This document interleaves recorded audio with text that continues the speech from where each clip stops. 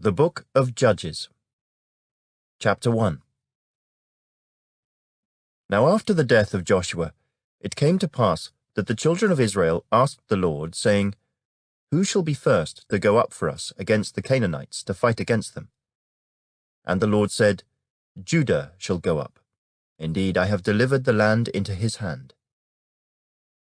So Judah said to Simeon his brother, Come up with me to my allotted territory, that we may fight against the Canaanites, and I will likewise go with you to your allotted territory. And Simeon went with him.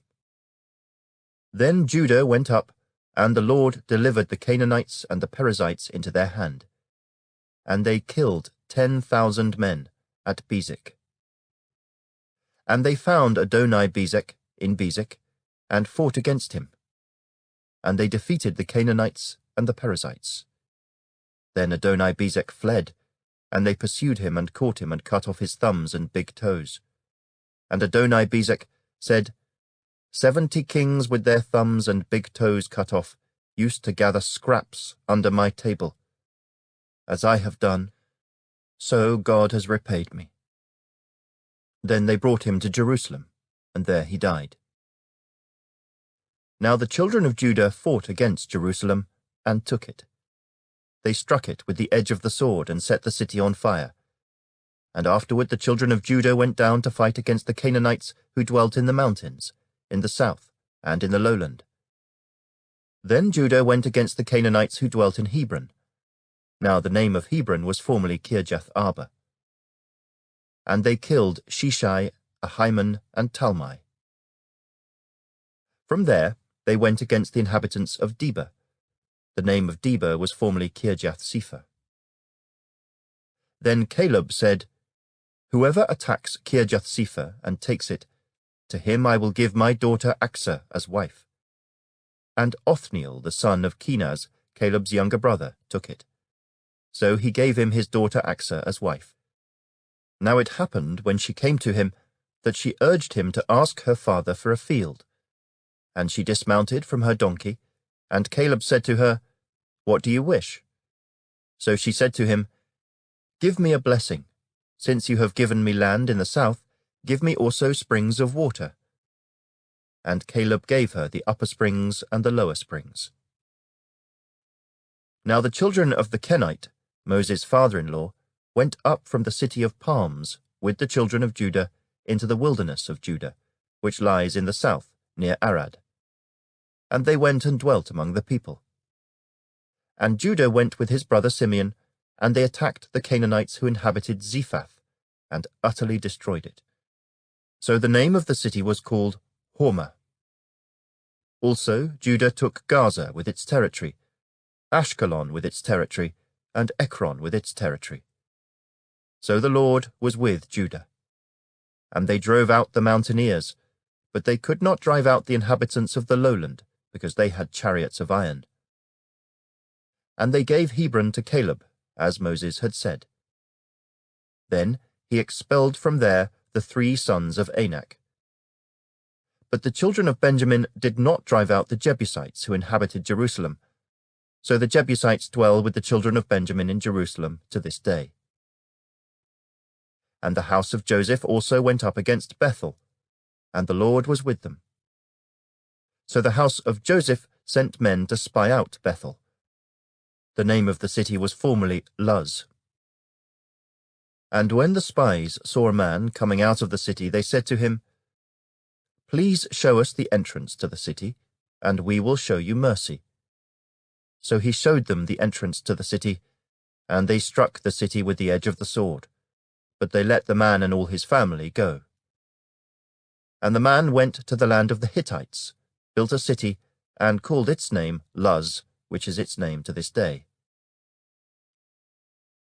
However, Manasseh did not drive out the inhabitants of Beth-shean and its villages, or Taanach and its villages, or the inhabitants of Dor and its villages, or the inhabitants of Ibleam and its villages, or the inhabitants of Megiddo and its villages. For the Canaanites were determined to dwell in that land.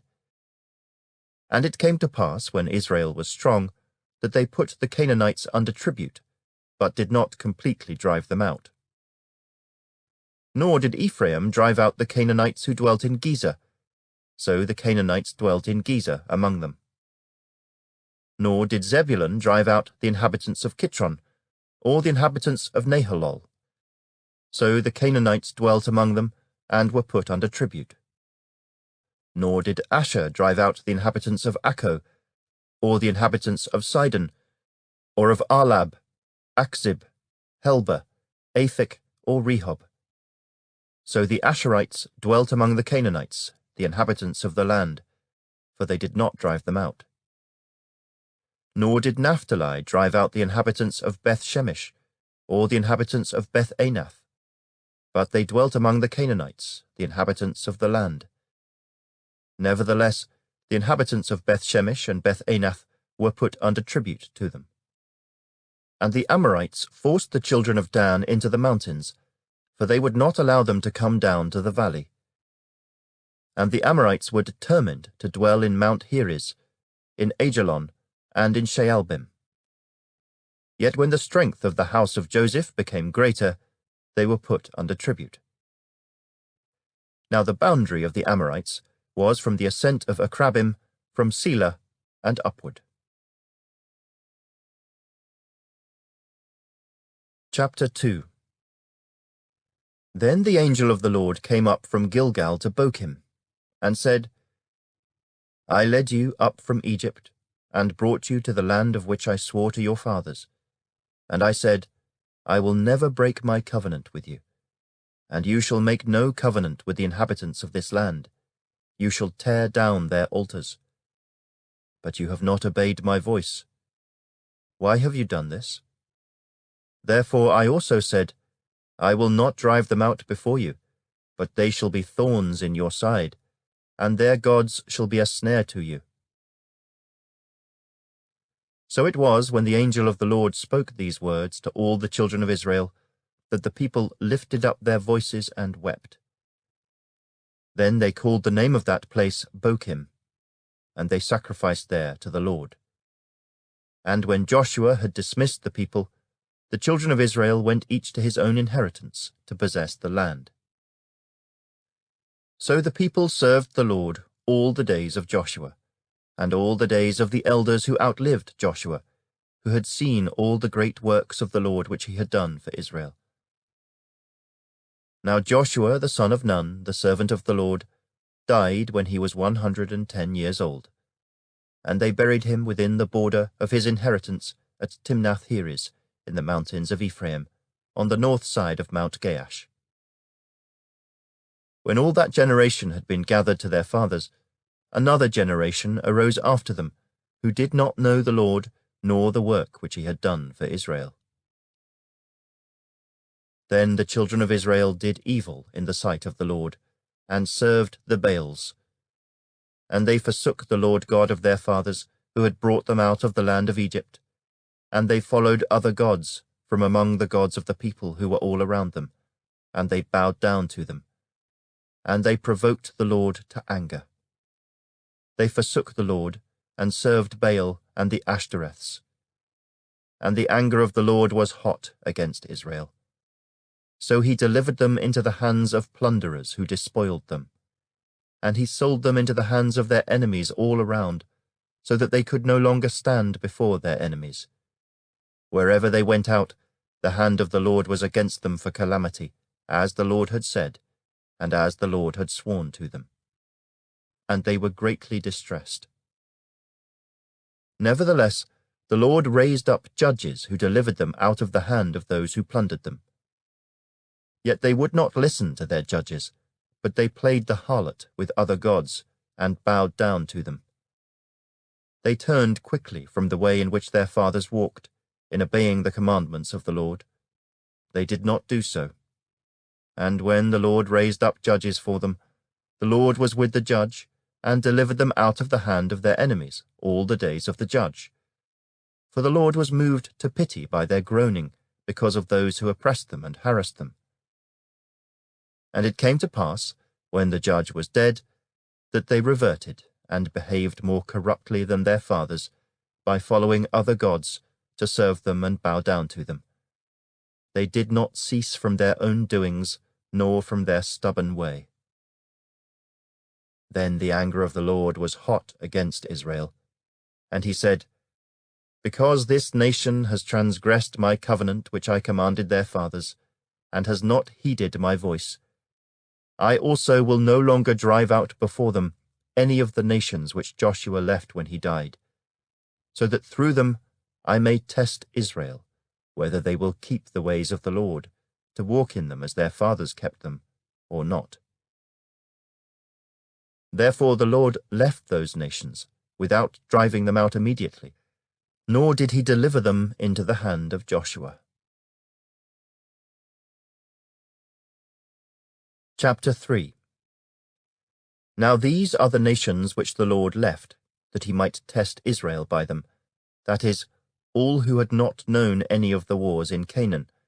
This was only so that the generations of the children of Israel might be taught to know war, at least those who had not formerly known it. Namely, 5 lords of the Philistines, all the Canaanites, the Sidonians, and the Hivites who dwelt in Mount Lebanon, from Mount Baal-Hermon to the entrance of Hamath. And they were left that he might test Israel by them, to know whether they would obey the commandments of the Lord, which he had commanded their fathers by the hand of Moses. Thus the children of Israel dwelt among the Canaanites, the Hittites, the Amorites, the Perizzites, the Hivites, and the Jebusites. And they took their daughters to be their wives, and gave their daughters to their sons, and they served their gods. So the children of Israel did evil in the sight of the Lord. They forgot the Lord their God, and served the Baals and Asherahs. Therefore the anger of the Lord was hot against Israel, and he sold them into the hand of Cushan-Rishathaim, king of Mesopotamia. And the children of Israel served Cushan-Rishathaim 8 years. When the children of Israel cried out to the Lord raised up a deliverer for the children of Israel, who delivered them, Othniel the son of Kenaz, Caleb's younger brother. The Spirit of the Lord came upon him, and he judged Israel. He went out to war, and the Lord delivered Cushan-Rishathaim, king of Mesopotamia, into his hand. And his hand prevailed over Cushan-Rishathaim. So the land had rest for 40 years. Then Othniel the son of Kenaz died.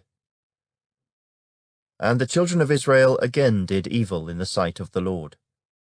So the Lord strengthened Eglon king of Moab against Israel, because they had done evil in the sight of the Lord. Then he gathered to himself the people of Ammon and Amalek, went and defeated Israel, and took possession of the city of palms. So the children of Israel served Eglon king of Moab 18 years. But when the children of Israel cried out to the Lord raised up a deliverer for them, Ehud the son of Gera, the Benjamite, a left-handed man. By him the children of Israel sent tribute to Eglon king of Moab. Now Ehud made himself a dagger. It was double-edged and a cubit in length, and fastened it under his clothes on his right thigh. So he brought the tribute to Eglon king of Moab. Now Eglon was a very fat man. And when he had finished presenting the tribute, he sent away the people who had carried the tribute. But he himself turned back from the stone images that were at Gilgal, and said, I have a secret message for you, O king. He said, Keep silence, and all who attended him went out from him. So Ehud came to him. Now he was sitting upstairs in his cool private chamber. Then Ehud said, I have a message from God for you. So he arose from his seat. Then Ehud reached with his left hand, took the dagger from his right thigh, and thrust it into his belly. Even the hilt went in after the blade, and the fat closed over the blade, for he did not draw the dagger out of his belly, and his entrails came out. Then Ehud went out through the porch, and shut the doors of the upper room behind him, and locked them. When he had gone out, Eglon's servants came to look, and to their surprise the doors of the upper room were locked. So they said, "He is probably attending to his needs in the cool chamber." So they waited till they were embarrassed, and still he had not opened the doors of the upper room. Therefore they took the key and opened them, and there was their master, fallen dead on the floor. But Ehud had escaped while they delayed, and passed beyond the stone images, and escaped to Seirah. And it happened, when he arrived, that he blew the trumpet in the mountains of Ephraim, and the children of Israel went down with him from the mountains, and he led them. Then he said to them, "Follow me, for the Lord has delivered your enemies the Moabites into your hand." So they went down after him, seized the fords of the Jordan leading to Moab, and did not allow anyone to cross over. And at that time they killed about 10,000 men of Moab, all stout men of valor. Not a man escaped. So Moab was subdued that day under the hand of Israel, and the land had rest for 80 years. After him was Shamgar the son of Anath, who killed 600 men of the Philistines with an ox goad, and he also delivered Israel. Chapter 4. When Ehud was dead, the children of Israel again did evil in the sight of the Lord. So the Lord sold them into the hand of Jabin king of Canaan, who reigned in Hazor. The commander of his army was Sisera, who dwelt in Harosheth Hagoyim. And the children of Israel cried out to the Lord. For Jabin had 900 chariots of iron, and for 20 years he had harshly oppressed the children of Israel. Now Deborah, a prophetess, the wife of Lapidoth, was judging Israel at that time. And she would sit under the palm tree of Deborah between Ramah and Bethel in the mountains of Ephraim. And the children of Israel came up to her for judgment. Then she sent and called for Barak the son of Abinoam from Kedesh in Naphtali, and said to him, "Has not the Lord God of Israel commanded, Go and deploy troops at Mount Tabor? Take with you 10,000 men of the sons of Naphtali and of the sons of Zebulun. And against you I will deploy Sisera, the commander of Jabin's army, with his chariots and his multitude, at the river Kishon, and I will deliver him into your hand." And Barak said to her, "If you will go with me, then I will go, but if you will not go with me, I will not go." So she said, "I will surely go with you. Nevertheless, there will be no glory for you in the journey you are taking, for the Lord will sell Sisera into the hand of a woman." Then Deborah arose and went with Barak to Kedesh. And Barak called Zebulun and Naphtali to Kedesh. He went up with 10,000 men under his command, and Deborah went up with him. Now Heber the Kenite, of the children of Hobab the father-in-law of Moses, had separated himself from the Kenites, and pitched his tent near the terebinth tree at Zaanaim, which is beside Kedesh. And they reported to Sisera that Barak the son of Abinoam had gone up to Mount Tabor.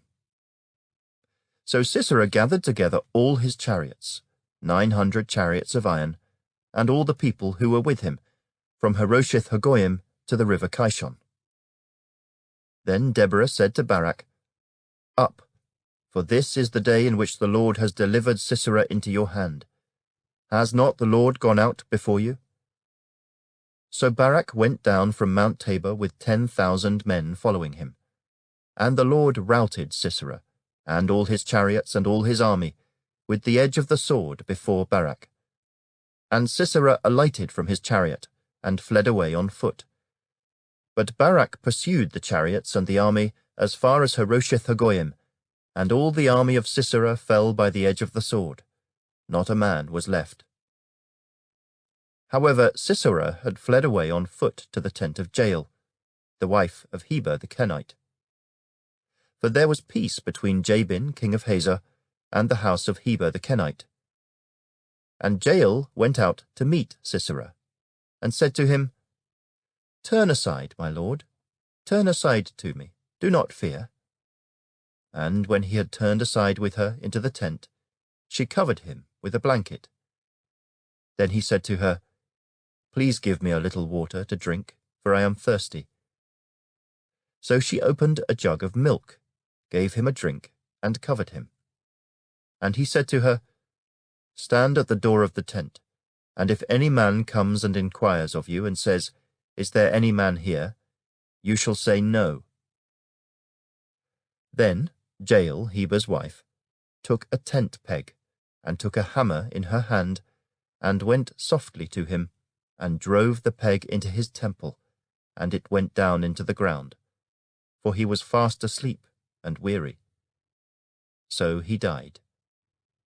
And then, as Barak pursued Sisera, Jael came out to meet him, and said to him, "Come, I will show you the man whom you seek." And when he went into her tent, there lay Sisera, dead, with the peg in his temple. So on that day God subdued Jabin king of Canaan in the presence of the children of Israel. And the hand of the children of Israel grew stronger and stronger against Jabin king of Canaan, until they had destroyed Jabin king of Canaan. Chapter 5. Then Deborah and Barak the son of Abinoam sang on that day, saying, "When leaders lead in Israel, when the people willingly offer themselves, bless the Lord. Hear, O kings, give ear, O princes. I, even I, will sing to the Lord. I will sing praise to the Lord God of Israel. Lord, when you went out from Seir, when you marched from the field of Edom, the earth trembled and the heavens poured. The clouds also poured water. The mountains gushed before the Lord, this Sinai before the Lord God of Israel. In the days of Shamgar son of Anath, in the days of Jael, the highways were deserted, and the travellers walked along the byways. Village life ceased, it ceased in Israel, until I, Deborah, arose a mother in Israel. They chose new gods. Then there was war in the gates. Not a shield or spear was seen among 40,000 in Israel. My heart is with the rulers of Israel, who offered themselves willingly with the people. Bless the Lord. Speak, you who ride on white donkeys, who sit in judges' attire, and who walk along the road.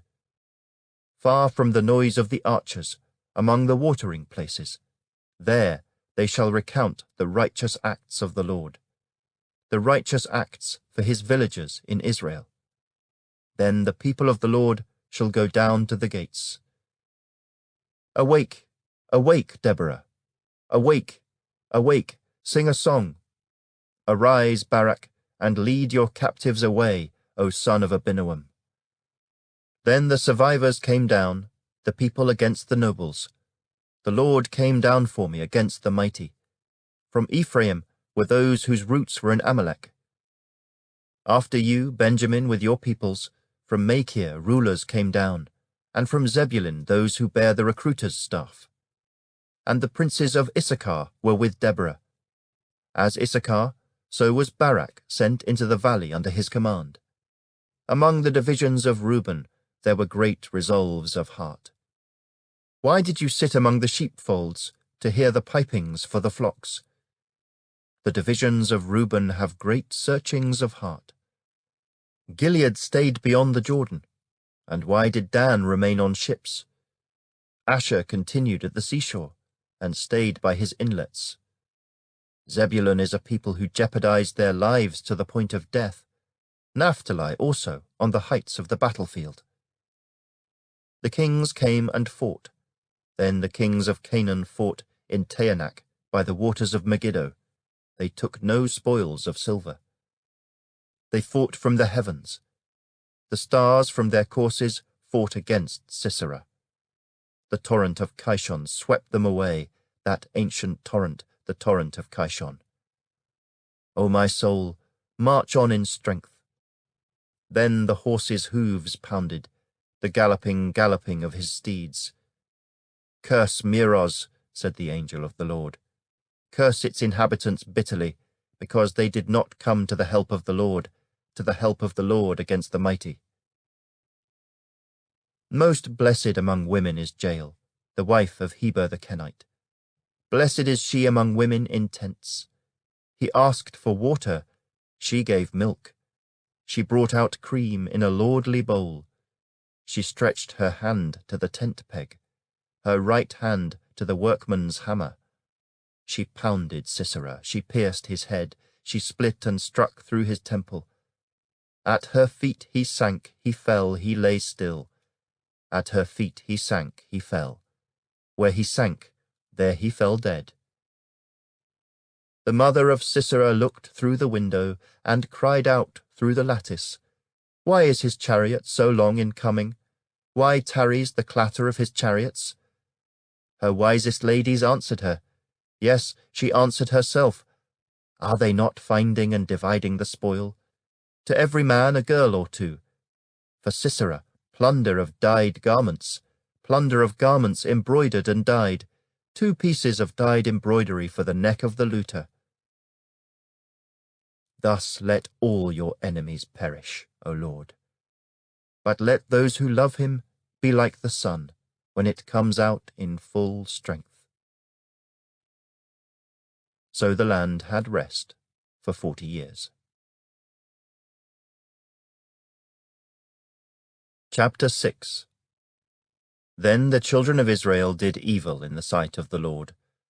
So the Lord delivered them into the hand of Midian for 7 years. And the hand of Midian prevailed against Israel. Because of the Midianites, the children of Israel made for themselves the dens, the caves, and the strongholds which are in the mountains. So it was, whenever Israel had sown, Midianites would come up. Also Amalekites and the people of the east would come up against them. Then they would encamp against them and destroy the produce of the earth as far as Gaza, and leave no sustenance for Israel, neither sheep, nor ox, nor donkey. For they would come up with their livestock and their tents, coming in as numerous as locusts. Both they and their camels were without number, and they would enter the land to destroy it. So Israel was greatly impoverished because of the Midianites, and the children of Israel cried out to the Lord. And it came to pass, when the children of Israel cried out to the Lord because of the Midianites, that the Lord sent a prophet to the children of Israel, who said to them, Thus says the Lord God of Israel, I brought you up from Egypt, and brought you out of the house of bondage. And I delivered you out of the hand of the Egyptians, and out of the hand of all who oppressed you, and drove them out before you, and gave you their land. Also I said to you, I am the Lord your God. Do not fear the gods of the Amorites, in whose land you dwell. But you have not obeyed my voice. Now the angel of the Lord came and sat under the terebinth tree, which was in Ophrah, which belonged to Joash the Abiezrite, while his son Gideon threshed wheat in the winepress, in order to hide it from the Midianites. And the angel of the Lord appeared to him and said to him, The Lord is with you, you mighty man of valor. Gideon said to him, O my Lord, if the Lord is with us, why then has all this happened to us? And where are all his miracles which our fathers told us about, saying, Did not the Lord bring us up from Egypt? But now the Lord has forsaken us, and delivered us into the hands of the Midianites. Then the Lord turned to him and said, Go in this might of yours, and you shall save Israel from the hand of the Midianites. Have I not sent you?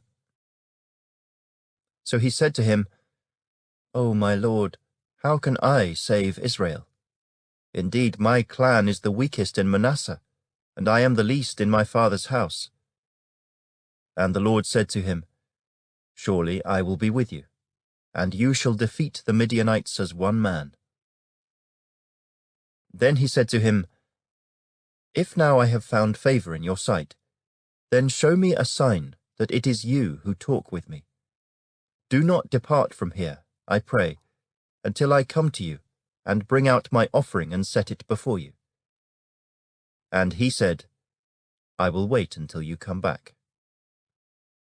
So Gideon went in and prepared a young goat and unleavened bread from an ephah of flour. The meat he put in a basket, and he put the broth in a pot. And he brought them out to him under the terebinth tree and presented them. The angel of God said to him, "Take the meat and the unleavened bread, and lay them on this rock, and pour out the broth." And he did so. Then the angel of the Lord put out the end of the staff that was in his hand, and touched the meat and the unleavened bread.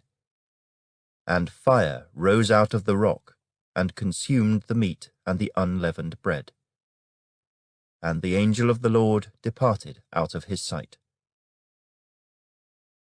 Now Gideon perceived that he was the angel of the Lord. So Gideon said, "Alas, O Lord God, for I have seen the angel of the Lord face to face." Then the Lord said to him, "Peace be with you.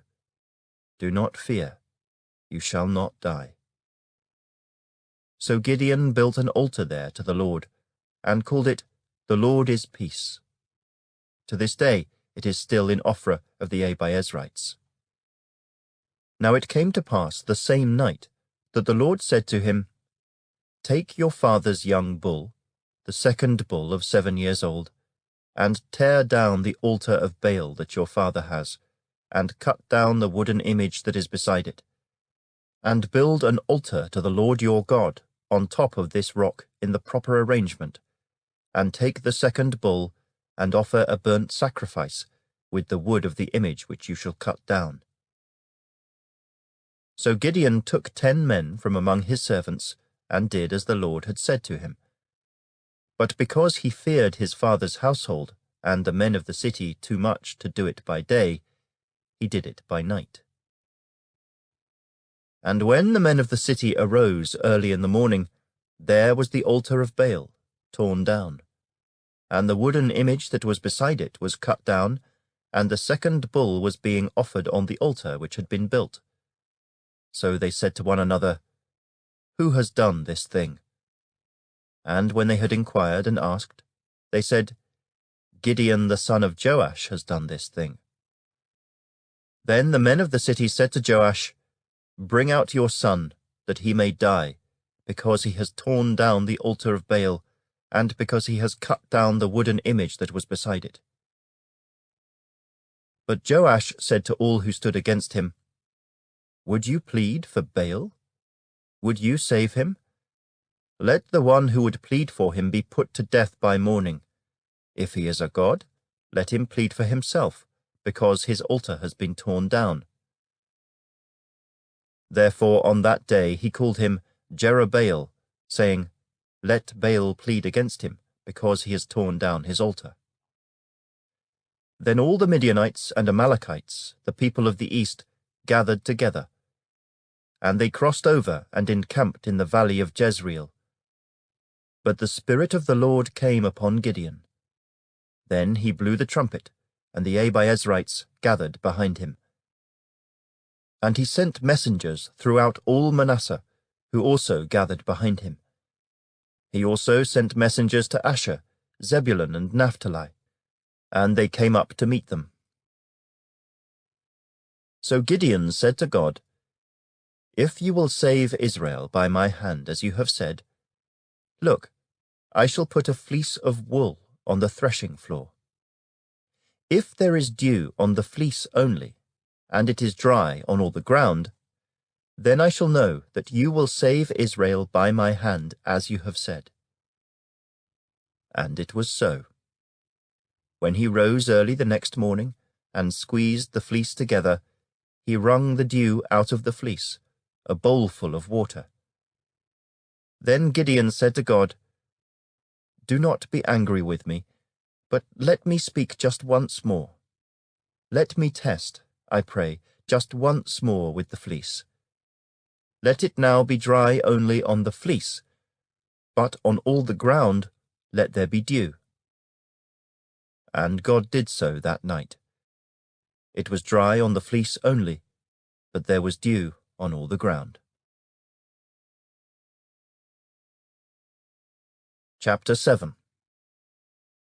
Then Jerubbaal, that is Gideon, and all the people who were with him, rose early and encamped beside the well of Harod, so that the camp of the Midianites was on the north side of them, by the hill of Moreh in the valley.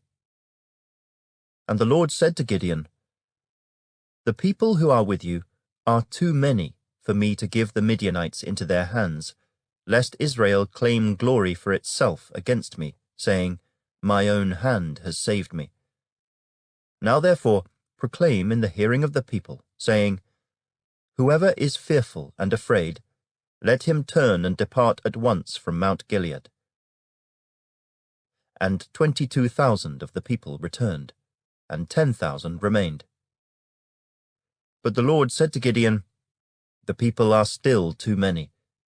Bring them down to the water, and I will test them for you there. Then it will be that of whom I say to you, this one shall go with you, the same shall go with you. And of whomever I say to you, this one shall not go with you, the same shall not go.' So he brought the people down to the water. And the Lord said to Gideon, 'Everyone who laps from the water with his tongue, as a dog laps, you shall set apart by himself. Likewise, everyone who gets down on his knees to drink.' And the number of those who lapped, putting their hand to their mouth, was 300 men. But all the rest of the people got down on their knees to drink water. Then the Lord said to Gideon, 'By the 300 men who lapped, I will save you, and deliver the Midianites into your hand. Let all the other people go, every man to his place.' So the people took provisions and their trumpets in their hands.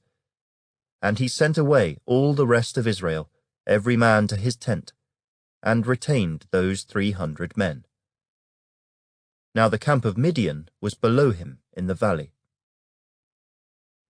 It happened on the same night that the Lord said to him, 'Arise, go down against the camp, for I have delivered it into your hand. But if you are afraid to go down to the camp with Purah your servant, and you shall hear what they say. And afterward your hands shall be strengthened to go down against the camp.' Then he went down with Purah his servant to the outpost of the armed men who were in the camp. Now the Midianites and the Amalekites, all the people of the east, were lying in the valley as numerous as locusts, and their camels were without number, as the sand by the seashore in multitude. And when Gideon had come, there was a man telling a dream to his companion. He said, 'I have had a dream. To my surprise, a loaf of barley bread tumbled into the camp of Midian. It came to a tent, and struck it so that it fell and overturned, and the tent collapsed.'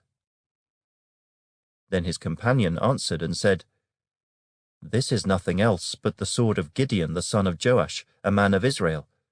Into his hand God has delivered Midian and the whole camp.' And so it was, when Gideon heard the telling of the dream and its interpretation, that he worshipped. He returned to the camp of Israel and said, 'Arise, for the Lord has delivered the camp of Midian into your hand.' Then he divided the 300 men into 3 companies, and he put a trumpet into every man's hand, with empty pitchers and torches inside the pitchers. And he said to them, 'Look at me and do likewise. Watch, and when I come to the edge of the camp, you shall do as I do. When I blow the trumpet, I and all who are with me, then you also blow the trumpets on every side of the whole camp, and say, The sword of the Lord and of Gideon.' So Gideon and the 100 men who were with him came to the outpost of the camp at the beginning of the middle watch, just as they had posted the watch. And they blew the trumpets and broke the pitchers that were in their hands. Then the 3 companies blew the trumpets, and broke the pitchers. They held the torches in their left hands, and the trumpets in their right hands for blowing. And they cried, "The sword of the Lord and of Gideon!" And every man stood in his place all around the camp. And the whole army ran and cried out and fled. When the 300 blew the trumpets, the Lord set every man's sword against his companion throughout the whole camp. And the army fled to Beth Acacia, towards Zererah, as far as the border of Abel-Meholah by Tabbath. And the men of Israel gathered together from Naphtali, Asher, and all Manasseh, and pursued the Midianites. Then Gideon sent messengers throughout all the mountains of Ephraim, saying, "Come down against the Midianites, and seize from them the watering places, as far as Beth-barah and the Jordan." Then all the men of Ephraim gathered together, and seized the watering places, as far as Beth-barah and the Jordan. And they captured 2 princes of the Midianites, Oreb and Zeeb. They killed Oreb at the rock of Oreb, and Zeeb they killed at the winepress of Zeeb. They pursued Midian, and brought the heads of Oreb and Zeeb to Gideon on the other side of the Jordan. Chapter 8. Now the men of Ephraim said to him, "Why have you done this to us, by not calling us when you went to fight with the Midianites?" And they reprimanded him sharply. So he said to them, "What have I done now in comparison with you? Is not the gleaning of the grapes of Ephraim better than the vintage of Abiezer? God has delivered into your hands the princes of Midian, Oreb and Zeeb. And what was I able to do in comparison with you?" Then their anger toward him subsided when he said that. When Gideon came to the Jordan, he and the 300 men who were with him crossed over, exhausted but still in pursuit. Then he said to the men of Succoth, "Please give loaves of bread to the people who follow me, for they are exhausted, and I am pursuing Zebah and Zalmunna, kings of Midian." And the leaders of Succoth said, "Are the hands of Zebah and Zalmunna now in your hand, that we should give bread to your army?" So Gideon said, "For this cause, when the Lord has delivered Zebah and Zalmunna into my hand, then I will tear your flesh with the thorns of the wilderness and with briars." Then he went up from there to Penuel, and spoke to them in the same way. And the men of Penuel answered him as the men of Succoth had answered. So he also spoke to the men of Penuel, saying, "When I come back in peace, I will tear down this tower." Now Zebah and Zalmunna were at Karkor, and their armies with them, about 15,000, all who were left of all the army of the people of the east. For 120,000 men who drew the sword had fallen. Then Gideon went up by the road of those who dwell in tents, on the east of Nobah and Jogbehah. And he attacked the army while the camp felt secure. When Zebah and Zalmunna fled, he pursued them. And he took the 2 kings of Midian, Zebah and Zalmunna, and routed the whole army. Then Gideon the son of Joash returned from battle, from the ascent of Heres. And he caught a young man of the men of Succoth, and interrogated him. And he wrote down for him the leaders of Succoth and its elders, 77 men. Then he came to the men of Succoth and said, "Here are Zebah and Zalmunna, about whom you ridiculed me, saying, 'Are the hands of Zebah and Zalmunna now in your hand, that we should give bread to your weary men?'" And he took the elders of the city, and thorns of the wilderness and briars, and with them he taught the men of Succoth. Then he tore down the tower of Penuel, and killed the men of the city. And he said to Zebah and Zalmunna, "What kind of men were they whom you killed at Tabor?" So they answered, "As you are, so were they. Each one resembled the son of a king." Then he said, "They were my brothers, the sons of my mother. As the Lord lives, if you had let them live, I would not kill you.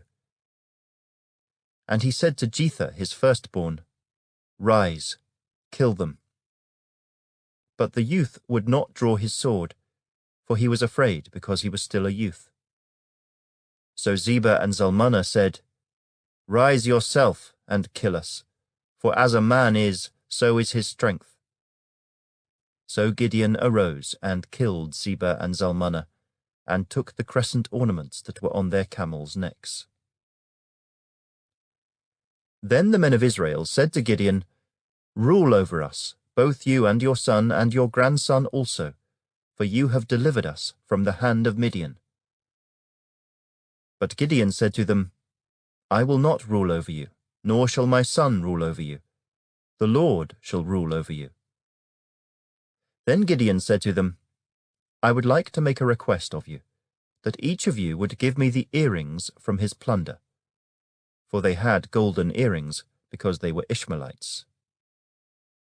So they answered, We will gladly give them. And they spread out a garment, and each man threw into it the earrings from his plunder.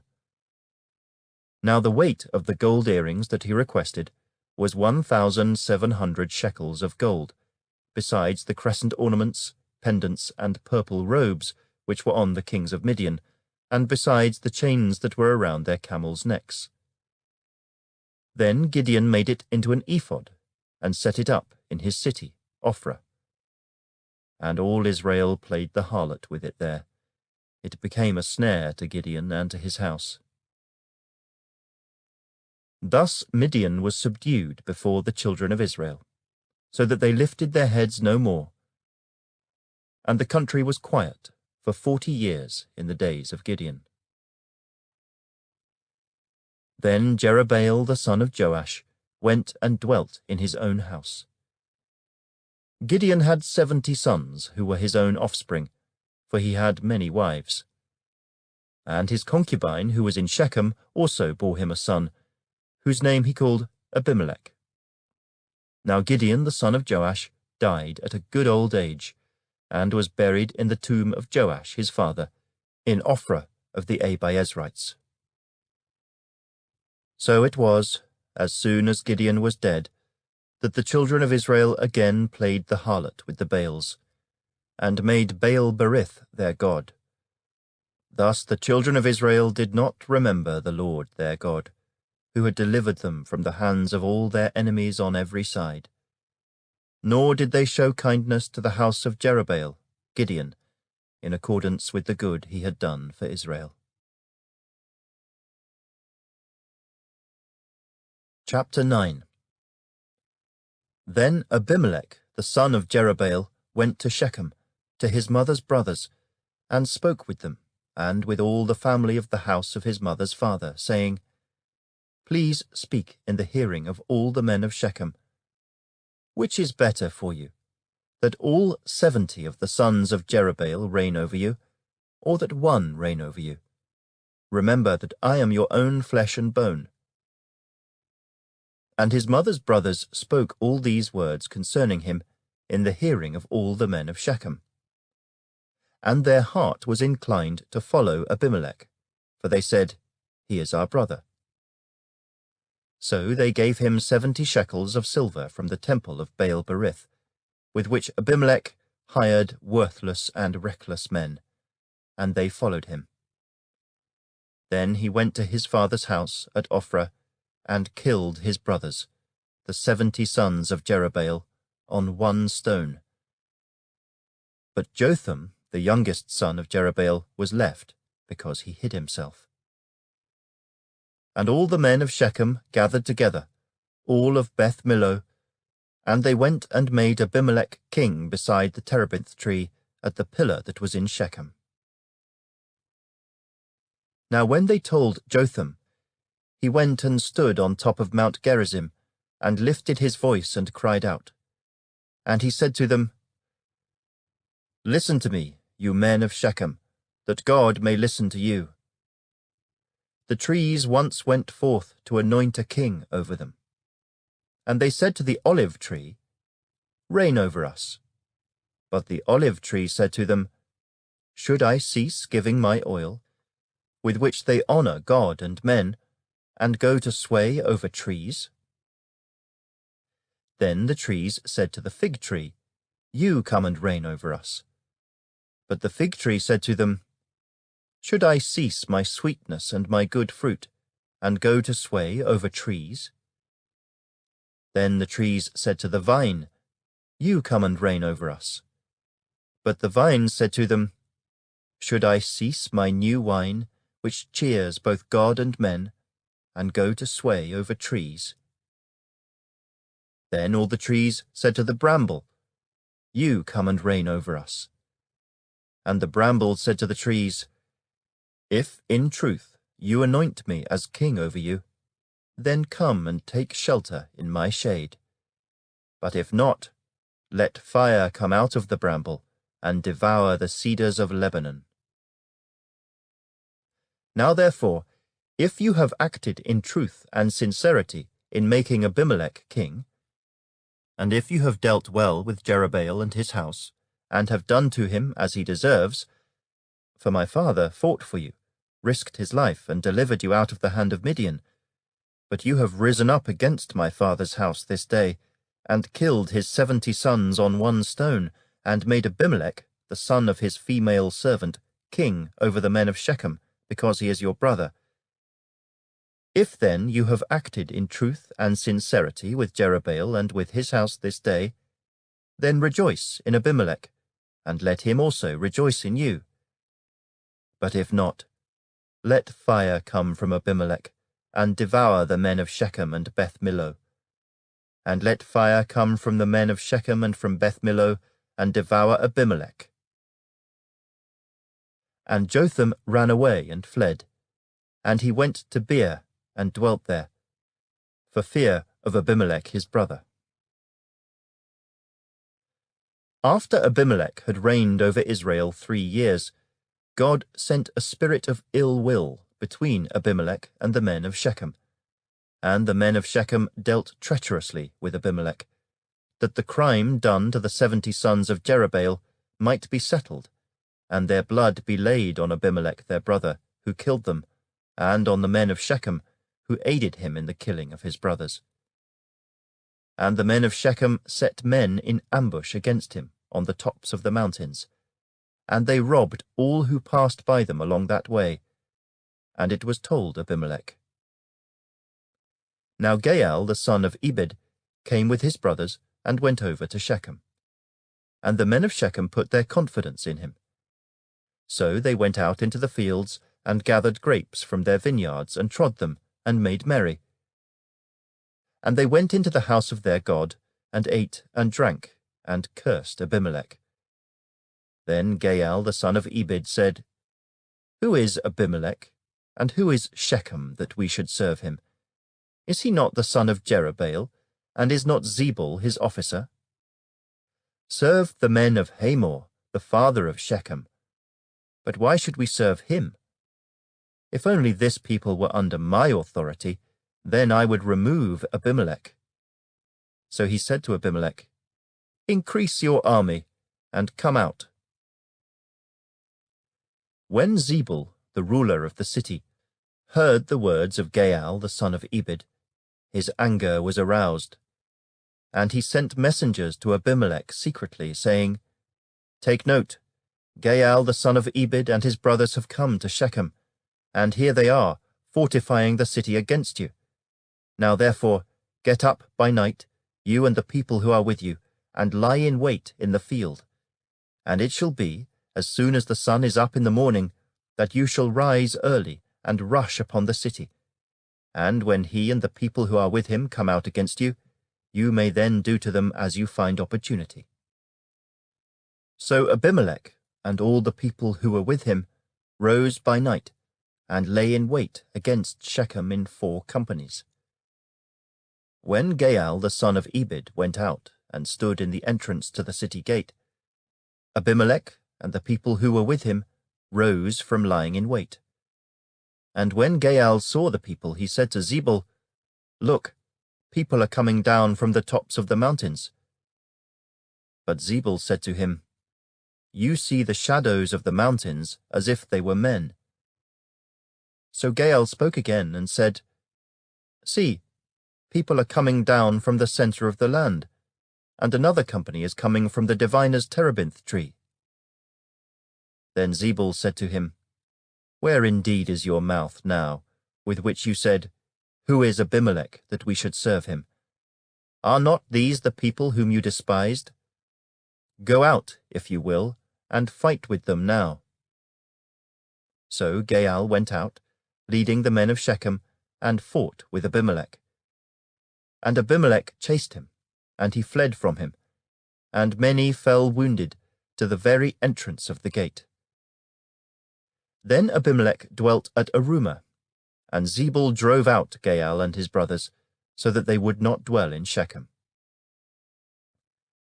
And it came about on the next day that the people went out into the field, and they told Abimelech.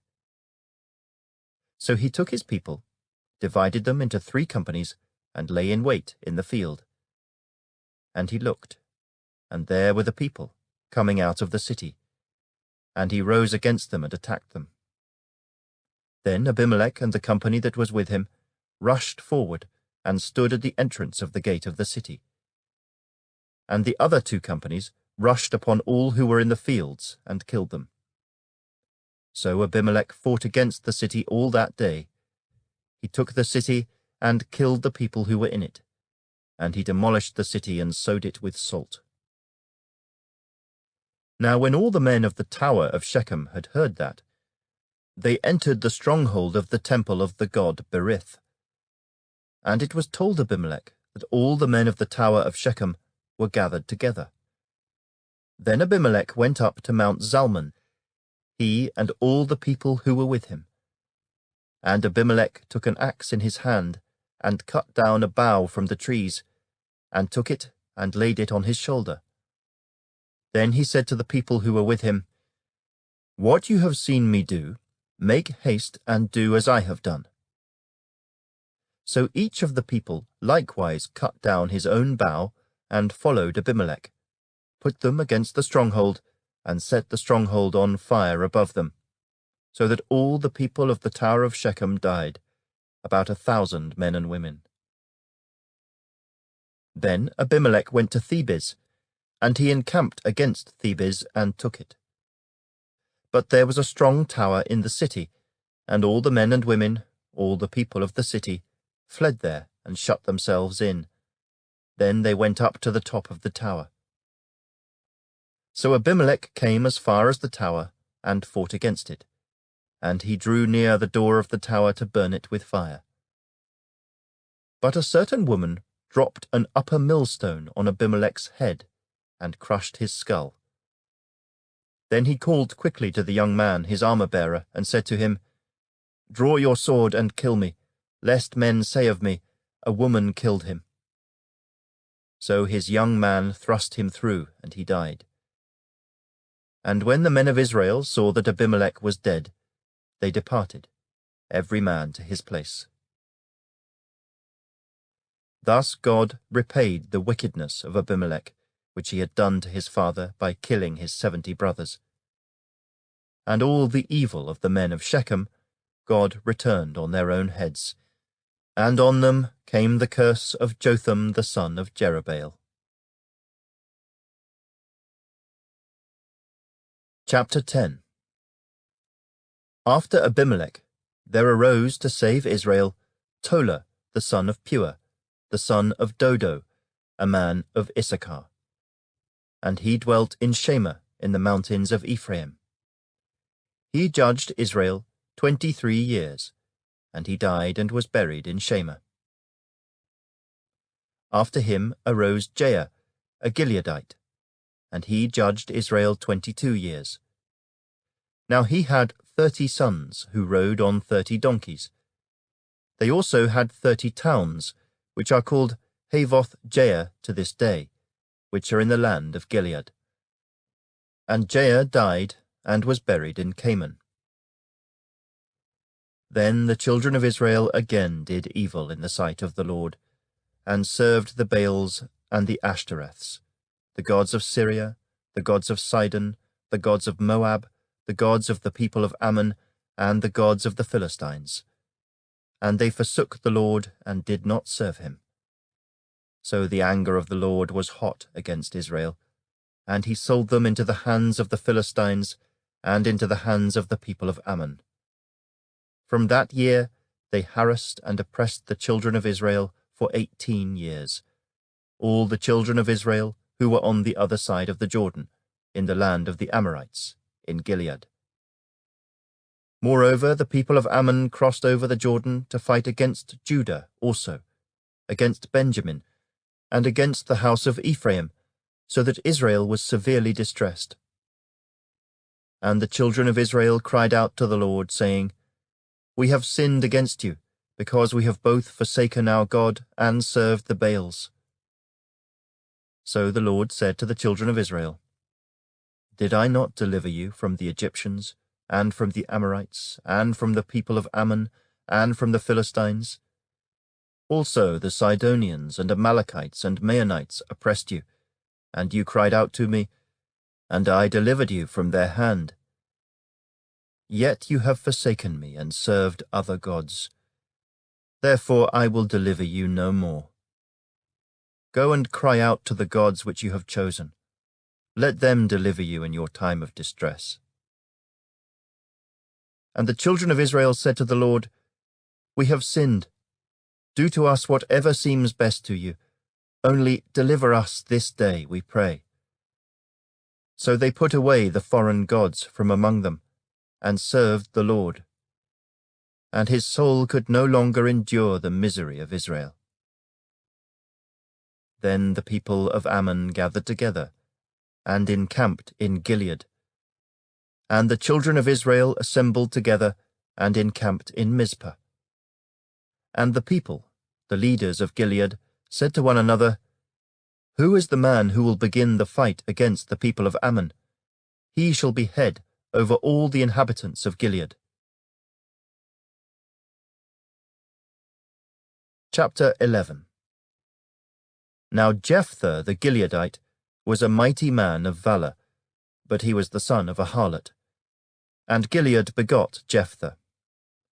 Gilead's wife bore sons, and when his wife's sons grew up, they drove Jephthah out, and said to him, You shall have no inheritance in our father's house, for you are the son of another woman. Then Jephthah fled from his brothers, and dwelt in the land of Tob. And worthless men banded together with Jephthah, and went out raiding with him. It came to pass, after a time, that the people of Ammon made war against Israel. And so it was, when the people of Ammon made war against Israel, that the elders of Gilead went to get Jephthah from the land of Tob. Then they said to Jephthah, Come and be our commander, that we may fight against the people of Ammon. So Jephthah said to the elders of Gilead, Did you not hate me, and expel me from my father's house? Why have you come to me now when you are in distress? And the elders of Gilead said to Jephthah, That is why we have turned again to you now, that you may go with us and fight against the people of Ammon, and be our head over all the inhabitants of Gilead. So Jephthah said to the elders of Gilead, If you take me back home to fight against the people of Ammon, and the Lord delivers them to me, shall I be your head? And the elders of Gilead said to Jephthah, The Lord will be a witness between us, if we do not do according to your words. Then Jephthah went with the elders of Gilead, and the people made him head and commander over them. And Jephthah spoke all his words before the Lord in Mizpah. Now Jephthah sent messengers to the king of the people of Ammon, saying, What do you have against me, that you have come to fight against me in my land? And the king of the people of Ammon answered the messengers of Jephthah, Because Israel took away my land when they came up out of Egypt, from the Arnon as far as the Jabbok, and to the Jordan. Now therefore restore those lands peaceably. So Jephthah again sent messengers to the king of the people of Ammon, and said to him, "Thus says Jephthah, Israel did not take away the land of Moab, nor the land of the people of Ammon. For when Israel came up from Egypt, they walked through the wilderness as far as the Red Sea and came to Kadesh. Then Israel sent messengers to the king of Edom, saying, Please let me pass through your land. But the king of Edom would not heed. And in like manner they sent to the king of Moab, but he would not consent. So Israel remained in Kadesh. And they went along through the wilderness, and bypassed the land of Edom and the land of Moab, came to the east side of the land of Moab, and encamped on the other side of the Arnon. But they did not enter the border of Moab, for the Arnon was the border of Moab. Then Israel sent messengers to Sihon, king of the Amorites, king of Heshbon. And Israel said to him, Please let us pass through your land into our place. But Sihon did not trust Israel to pass through his territory. So Sihon gathered all his people together, encamped in Jahaz, and fought against Israel. And the Lord God of Israel delivered Sihon and all his people into the hand of Israel, and they defeated them. Thus Israel gained possession of all the land of the Amorites, who inhabited that country. They took possession of all the territory of the Amorites, from the Arnon to the Jabbok, and from the wilderness to the Jordan. And now the Lord God of Israel has dispossessed the Amorites from before his people Israel. Should you then possess it? Will you not possess whatever Chemosh your God gives you to possess? So, whatever the Lord our God takes possession of before us, we will possess. And now, are you any better than Balak the son of Zippor, king of Moab?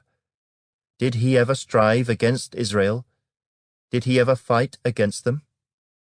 While Israel dwelt in Heshbon and its villages, in Aroer and its villages, and in all the cities along the banks of the Arnon, for 300 years, why did you not recover them within that time? Therefore I have not sinned against you, but you wronged me by fighting against me. May the Lord, the judge, render judgment this day between the children of Israel and the people of Ammon. However, the king of the people of Ammon did not heed the words which Jephthah sent him. Then the Spirit of the Lord came upon Jephthah, and he passed through Gilead and Manasseh, and passed through Mizpah of Gilead. And from Mizpah of Gilead he advanced toward the people of Ammon. And Jephthah made a vow to the Lord, and said, If you will indeed deliver the people of Ammon into my hands, then it will be that whatever comes out of the doors of my house to meet me, when I return in peace from the people of Ammon, shall surely be the Lord's, and I will offer it up as a burnt offering. So Jephthah advanced toward the people of Ammon to fight against them, and the Lord delivered them into his hands. And he defeated them from Aroer as far as Minnith, 20 cities, and to Abel-keramim with a very great slaughter. Thus the people of Ammon were subdued before the children of Israel. When Jephthah came to his house at Mizpah, there was his daughter, coming out to meet him with timbrels and dancing. And she was his only child. Besides her, he had neither son nor daughter. And it came to pass, when he saw her, that he tore his clothes and said, Alas, my daughter, you have brought me very low. You are among those who trouble me, for I have given my word to the Lord, and I cannot go back on it. So she said to him, My father, if you have given your word to the Lord, do to me according to what has gone out of your mouth, because the Lord has avenged you of your enemies, the people of Ammon. Then she said to her father, Let this thing be done for me. Let me alone for 2 months, that I may go and wander on the mountains, and bewail my virginity, my friends and I. So he said, Go. And he sent her away for 2 months, and she went with her friends, and bewailed her virginity on the mountains. And it was so, at the end of 2 months, that she returned to her father, and he carried out his vow with her, which he had vowed. She knew no man. And it became a custom in Israel that the daughters of Israel went 4 days each year to lament the daughter of Jephthah the Gileadite.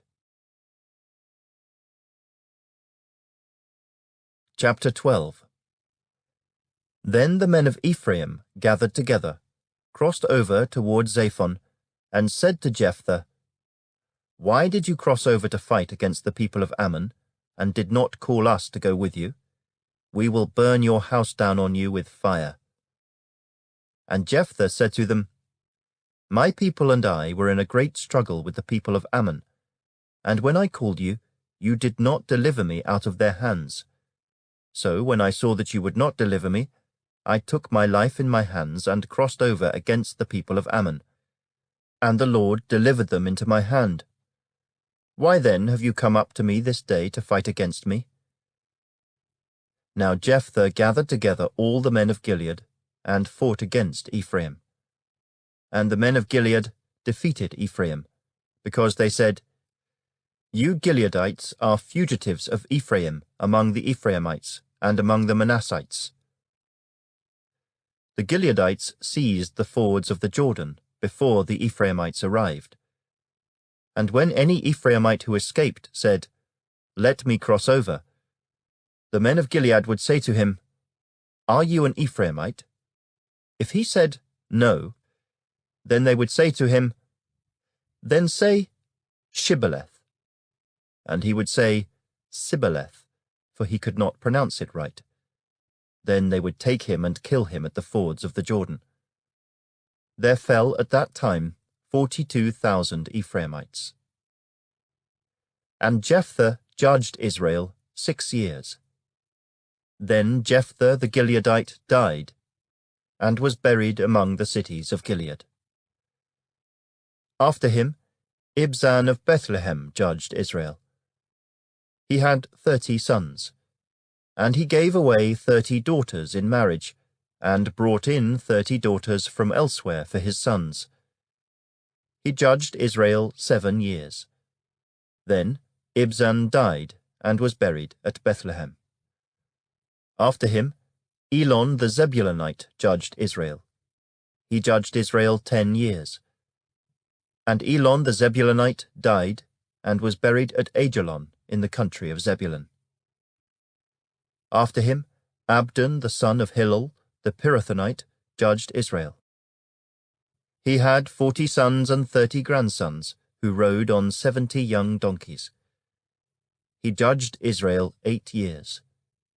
Then Abdon the son of Hillel the Pirathonite died, and was buried in Pirathon in the land of Ephraim, in the mountains of the Amalekites.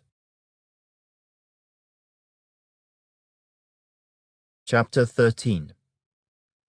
Again the children of Israel did evil in the sight of the Lord, and the Lord delivered them into the hand of the Philistines for 40 years. Now there was a certain man from Zorah, of the family of the Danites, whose name was Manoah, and his wife was barren and had no children. And the angel of the Lord appeared to the woman and said to her, "Indeed now, you are barren and have borne no children, but you shall conceive and bear a son. Now therefore, please be careful not to drink wine or similar drink, and not to eat anything unclean. For behold, you shall conceive and bear a son. And no razor shall come upon his head, for the child shall be a Nazirite to God from the womb, and he shall begin to deliver Israel out of the hand of the Philistines."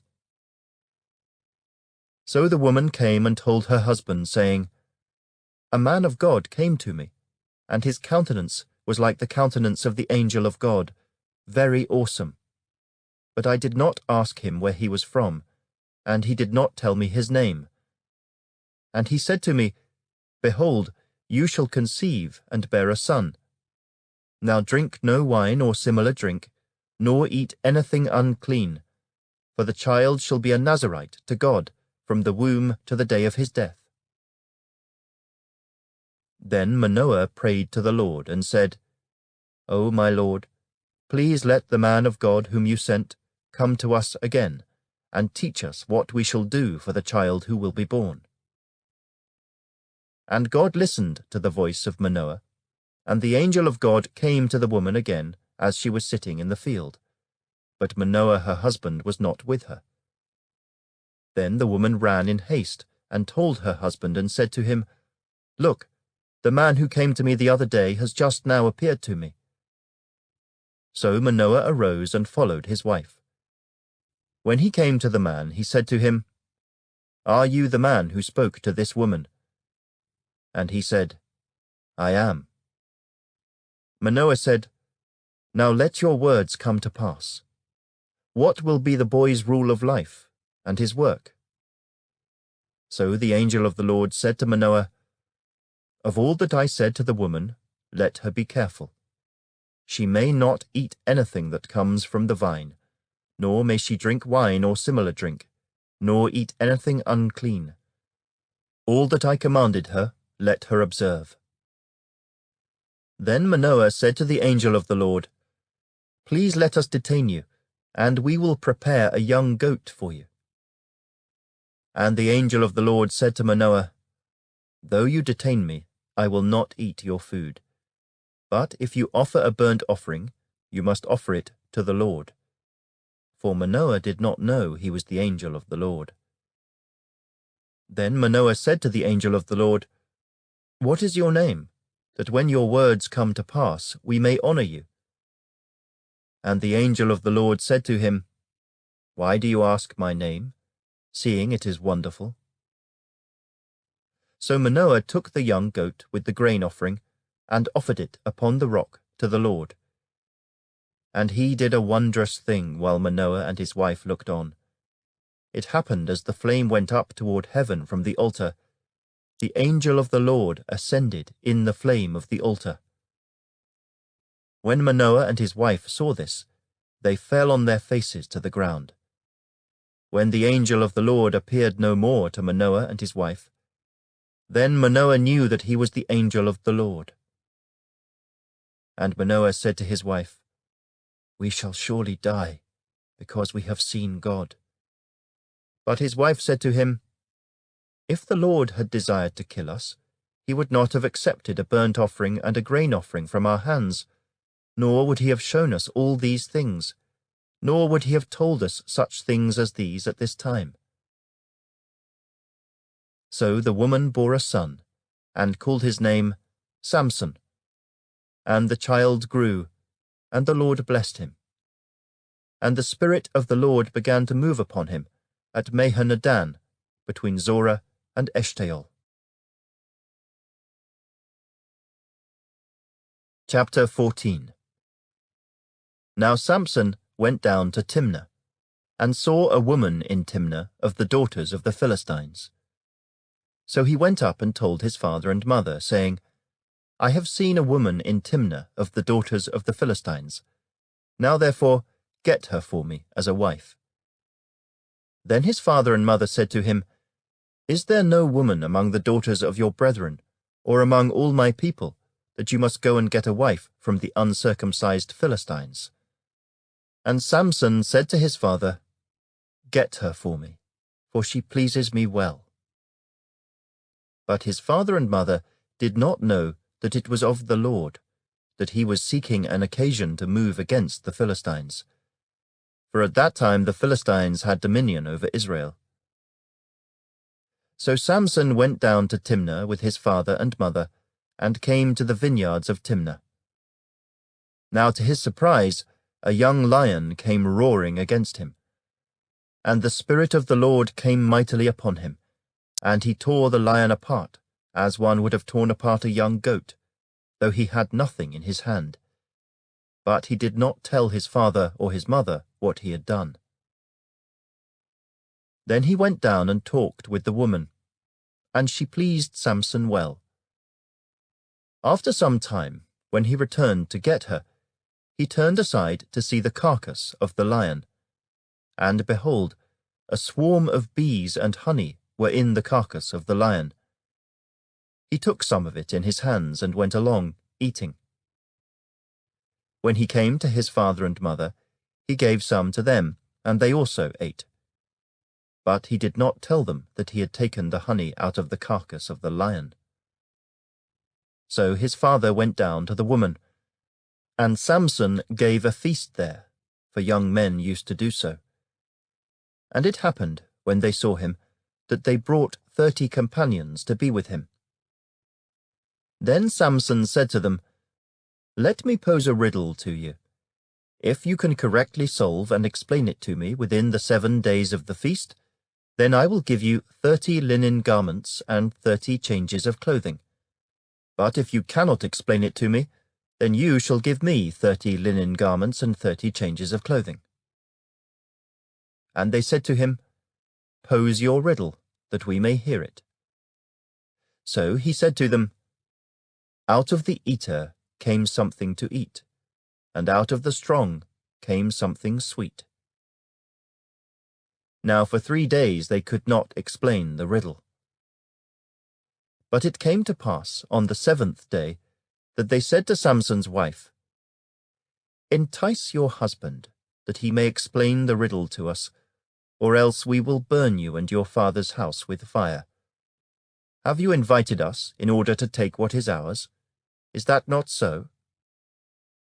Then Samson's wife wept on him and said, "You only hate me.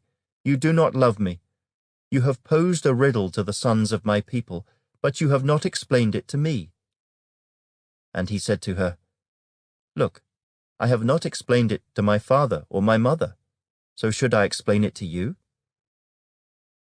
Now she had wept on him the 7 days while their feast lasted, and it happened on the 7th day that he told her, because she pressed him so much. Then she explained the riddle to the sons of her people. So the men of the city said to him on the 7th day before the sun went down, "What is sweeter than honey? And what is stronger than a lion?" And he said to them, "If you had not ploughed with my heifer, you would not have solved my riddle." Then the Spirit of the Lord came upon him mightily, and he went down to Ashkelon and killed 30 of their men, took their apparel, and gave the changes of clothing to those who had explained the riddle. So his anger was aroused, and he went back up to his father's house. And Samson's wife was given to his companion, who had been his best man. Chapter 15. After a while, in the time of wheat harvest, it happened that Samson visited his wife with a young goat. And he said, "Let me go into my wife, into her room." But her father would not permit him to go in. Her father said, "I really thought that you thoroughly hated her. Therefore I gave her to your companion. Is not her younger sister better than she? Please take her instead." And Samson said to them, "This time I shall be blameless regarding the Philistines if I harm them." Then Samson went and caught 300 foxes, and he took torches, turned the foxes tail to tail, and put a torch between each pair of tails. When he had set the torches on fire, he let the foxes go into the standing grain of the Philistines, and burned up both the shocks and the standing grain, as well as the vineyards and olive groves. Then the Philistines said, "Who has done this?" And they answered, "Samson, the son-in-law of the Timnite, because he has taken his wife and given her to his companion." So the Philistines came up and burned her and her father with fire.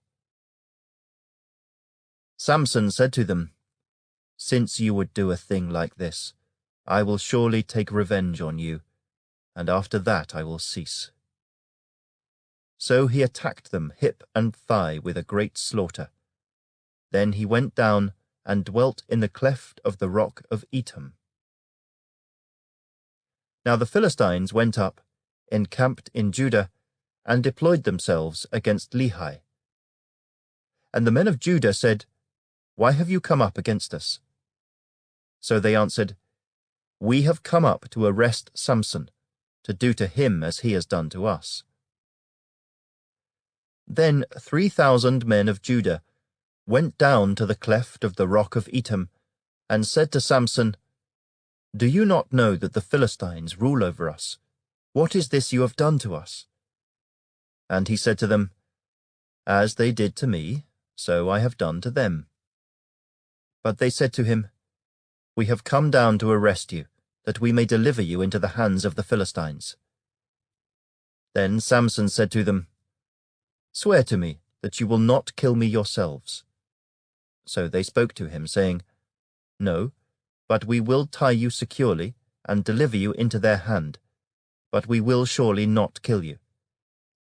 And they bound him with 2 new ropes and brought him up from the rock. When he came to Lehi, the Philistines came shouting against him. Then the Spirit of the Lord came mightily upon him, and the ropes that were on his arms became like flax that is burned with fire, and his bonds broke loose from his hands. He found a fresh jawbone of a donkey, reached out his hand and took it, and killed 1,000 men with it. Then Samson said, "With the jawbone of a donkey, heaps upon heaps, with the jawbone of a donkey, I have slain 1,000 men." And so it was, when he had finished speaking, that he threw the jawbone from his hand, and called that place Ramoth-Lehi. Then he became very thirsty, so he cried out to the Lord and said, "You have given this great deliverance by the hand of your servant, and now shall I die of thirst and fall into the hand of the uncircumcised?" So God split the hollow place that is in Lehi, and water came out, and he drank, and his spirit returned, and he revived. Therefore he called its name En-Hakkore, which is in Lehi to this day. And he judged Israel 20 years in the days of the Philistines. Chapter 16. Now Samson went to Gaza, and saw a harlot there, and went in to her. When the Gazites were told, "Samson has come here," they surrounded the place, and lay in wait for him all night at the gate of the city. They were quiet all night, saying, "In the morning, when it is daylight, we will kill him." And Samson lay low till midnight. Then he arose at midnight, took hold of the doors of the gate of the city and the 2 gateposts, pulled them up, bar and all, put them on his shoulders, and carried them to the top of the hill that faces Hebron. Afterward it happened that he loved a woman in the valley of Sorek, whose name was Delilah. And the lords of the Philistines came up to her, and said to her, "Entice him, and find out where his great strength lies, and by what means we may overpower him, that we may bind him to afflict him, and every one of us will give you 1,100 pieces of silver." So Delilah said to Samson, "Please tell me where your great strength lies, and with what you may be bound to afflict you." And Samson said to her, "If they bind me with 7 fresh bowstrings not yet dried, then I shall become weak, and be like any other man." So the lords of the Philistines brought up to her 7 fresh bowstrings not yet dried, and she bound him with them. Now men were lying in wait, staying with her in the room. And she said to him, "The Philistines are upon you, Samson." But he broke the bowstrings as a strand of yarn breaks when it touches fire. So the secret of his strength was not known. Then Delilah said to Samson, "Look, you have mocked me and told me lies. Now please tell me what you may be bound with." So he said to her, "If they bind me securely with new ropes that have never been used, then I shall become weak, and be like any other man." Therefore Delilah took new ropes, and bound him with them, and said to him, "The Philistines are upon you, Samson." and men were lying in wait, staying in the room. But he broke them off his arms like a thread. Delilah said to Samson, "Until now you have mocked me and told me lies. Tell me what you may be bound with." And he said to her, "If you weave the 7 locks of my head into the web of the loom." So she wove it tightly with the batten of the loom, and said to him, "The Philistines are upon you, Samson." But he awoke from his sleep, and pulled out the batten and the web from the loom. Then she said to him, "How can you say, 'I love you,' when your heart is not with me? You have mocked me these 3 times, and have not told me where your great strength lies." And it came to pass, when she pestered him daily with her words, and pressed him, so that his soul was vexed to death, that he told her all his heart, and said to her, "No razor has ever come upon my head, for I have been a Nazirite to God from my mother's womb. If I am shaven, then my strength will leave me, and I shall become weak, and be like any other man." When Delilah saw that he had told her all his heart, she sent and called for the lords of the Philistines, saying, "Come up once more, for he has told me all his heart." So the lords of the Philistines came up to her, and brought the money in their hand. Then she lulled him to sleep on her knees, and called for a man, and had him shave off the 7 locks of his head. Then she began to torment him, and his strength left him. And she said, "The Philistines are upon you, Samson." So he awoke from his sleep and said, "I will go out as before at other times and shake myself free." But he did not know that the Lord had departed from him. Then the Philistines took him, and put out his eyes, and brought him down to Gaza. They bound him with bronze fetters, and he became a grinder in the prison. However, the hair of his head began to grow again after it had been shaven. Now the lords of the Philistines gathered together to offer a great sacrifice to Dagon their god, and to rejoice. And they said, "Our God has delivered into our hands Samson our enemy." When the people saw him, they praised their God, for they said, "Our God has delivered into our hands our enemy, the destroyer of our land, and the one who multiplied our dead." So it happened, when their hearts were merry, that they said, "Call for Samson, that he may perform for us." So they called for Samson from the prison, and he performed for them. And they stationed him between the pillars. Then Samson said to the lad who held him by the hand, "Let me feel the pillars which support the temple, so that I can lean on them." Now the temple was full of men and women. All the lords of the Philistines were there, about 3,000 men and women on the roof, watching while Samson performed. Then Samson called to the Lord, saying, "O Lord God, remember me, I pray. Strengthen me, I pray, just this once, O God, that I may with one blow take vengeance on the Philistines for my 2 eyes." And Samson took hold of the 2 middle pillars which supported the temple, and he braced himself against them, one on his right and the other on his left. Then Samson said, "Let me die with the Philistines." And he pushed with all his might, and the temple fell on the lords and all the people who were in it. So the dead that he killed at his death were more than he had killed in his life. And his brothers and all his father's household came down and took him, and brought him up, and buried him between Zorah and Eshtaol in the tomb of his father Manoah. He had judged Israel 20 years. Chapter 17. Now there was a man from the mountains of Ephraim, whose name was Micah. And he said to his mother, "The 1,100 shekels of silver that were taken from you, and on which you put a curse, even saying it in my ears, 'Here is the silver with me,' I took it." And his mother said, "May you be blessed by the Lord, my son." So when he had returned the 1,100 shekels of silver to his mother said, "I had wholly dedicated the silver from my hand to the Lord for my son, to make a carved image and a moulded image.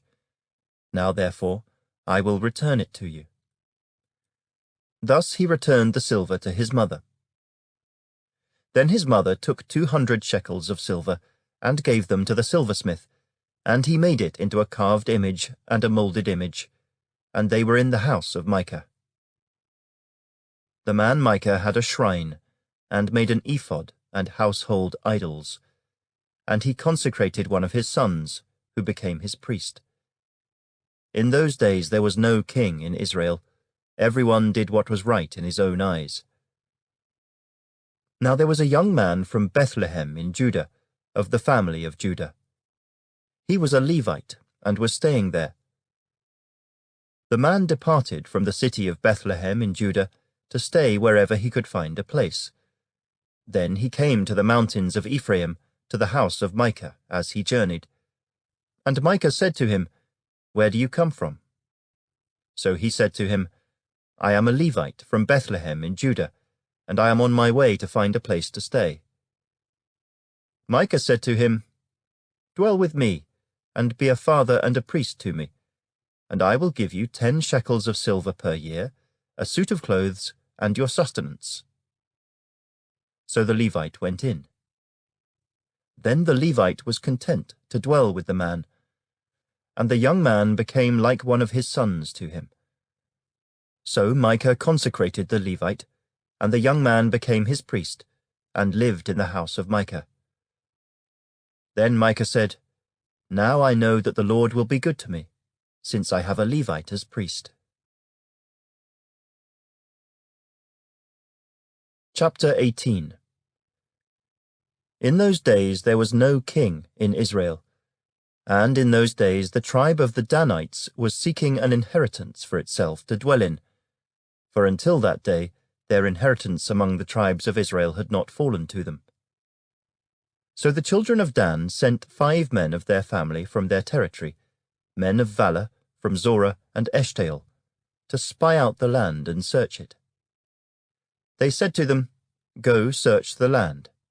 So they went to the mountains of Ephraim, to the house of Micah, and lodged there. While they were at the house of Micah, they recognized the voice of the young Levite. They turned aside and said to him, "Who brought you here? What are you doing in this place? What do you have here?"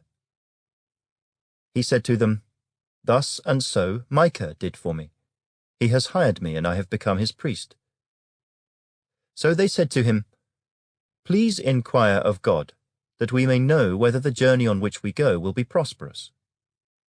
And the priest said to them, "Go in peace. The presence of the Lord be with you on your way." So the 5 men departed and went to Laish. They saw the people who were there, how they dwelt safely, in the manner of the Sidonians, quiet and secure. There were no rulers in the land who might put them to shame for anything. They were far from the Sidonians, and they had no ties with anyone.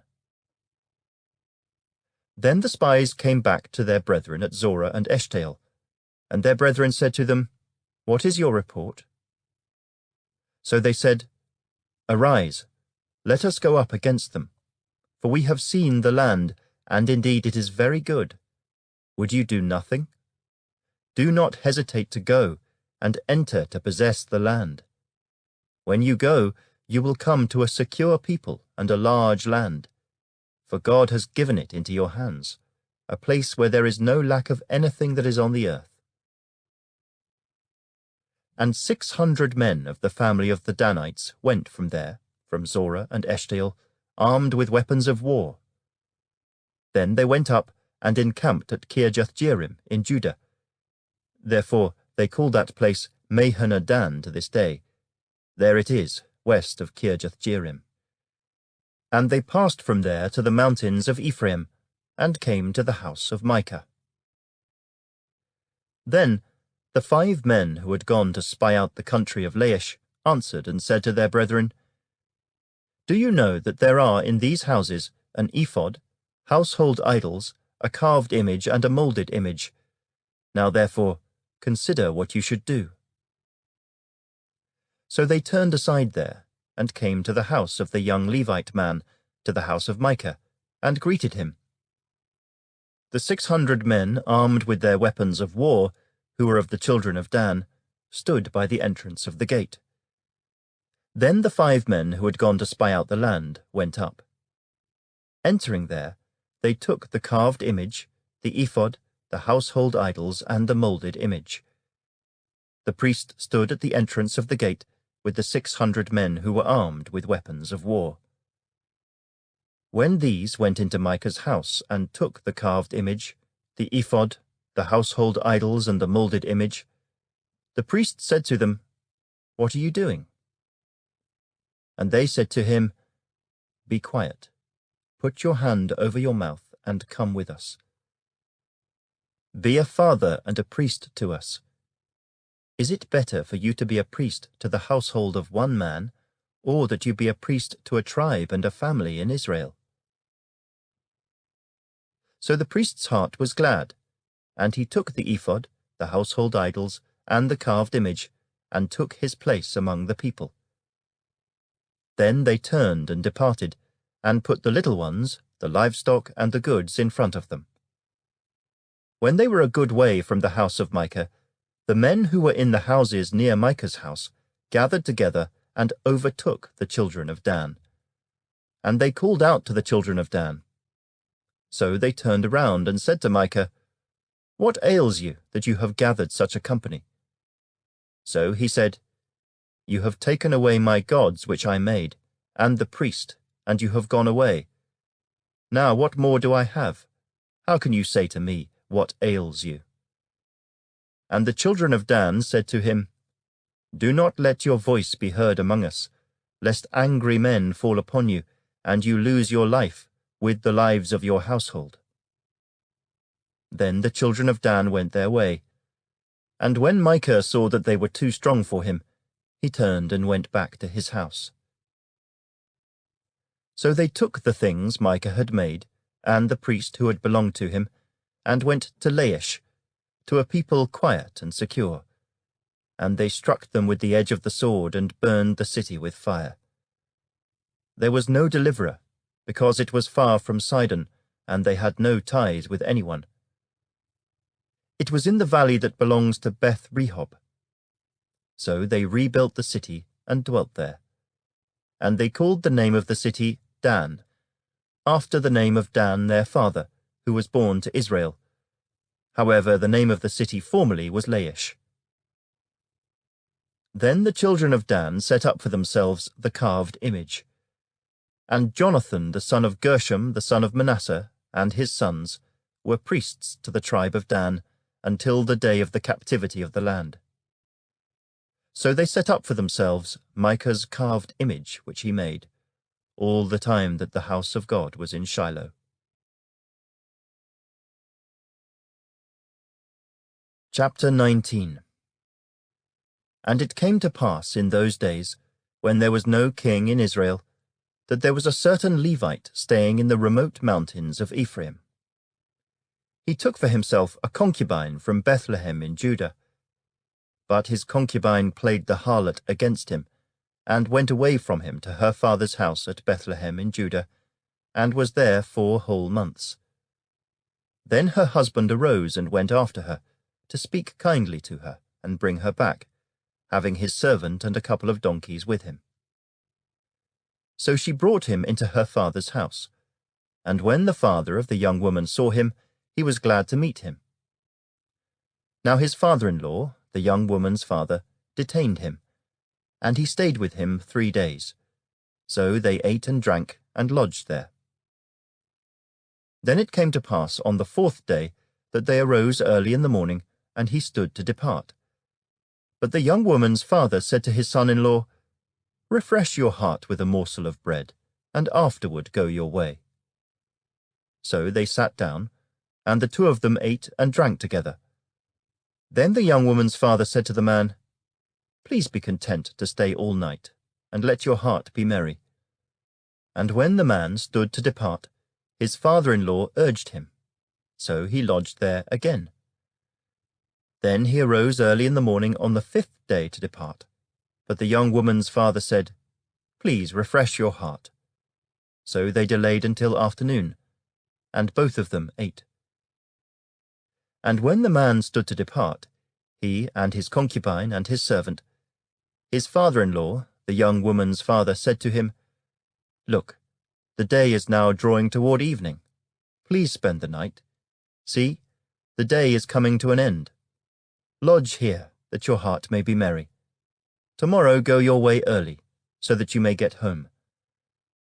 However, the man was not willing to spend that night. So he rose and departed, and came opposite Jebus, that is, Jerusalem. With him were the 2 saddled donkeys. His concubine was also with him. They were near Jebus, and the day was far spent. And the servant said to his master, "Come, please, and let us turn aside into this city of the Jebusites, and lodge in it." But his master said to him, "We will not turn aside here into a city of foreigners who are not of the children of Israel. We will go on to Gibeah."